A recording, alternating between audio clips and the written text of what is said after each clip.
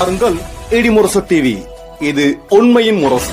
உள்ளூர் செய்தி முதல் உலகச் செய்திகள் வரை உடனுக்குடன் அறிந்திட இடிமுரசு டிவிக்கு சப்ஸ்கிரைப் பண்ணுங்க.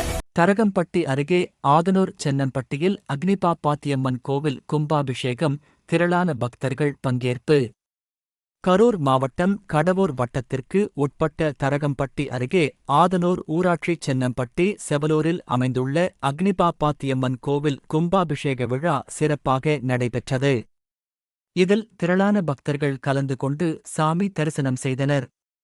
பண்டாரம் வகையராக்கள் பங்காளிகளின் குலதெய்வங்களான விநாயகர், அக்னிபாப்பாத்தியம்மன், பாவாடை நல்லம்மாள், சந்தனகருப்பு, பொம்மியம்மா, வெள்ளையம்மா சமேத மதுரை வீரசாமி கோவில்கள் தனித்தனியாக அமைந்துள்ளன.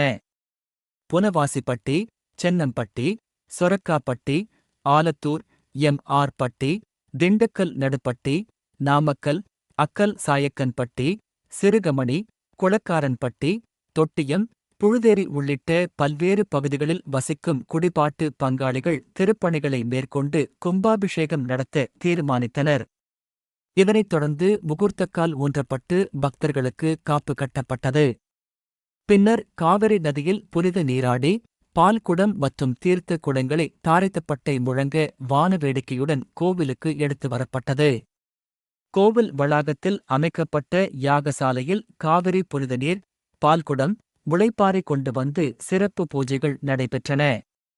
முதல் நாளில் மங்கள இசையுடன் அணுகியை, மகா கணபதி ஹோமம், வாஸ்து சாந்தி, அங்குரார்ப்பணம், மூலமந்திர ஜெபம், மகா பூர்ணாகுதி, தீபாராதனை ஆகியவை நடைபெற்றது. தொடர்ந்து எந்திர ஸ்தாபனம் மற்றும் ஐம்பொன் கலச ஸ்தாபனம் நடந்தது.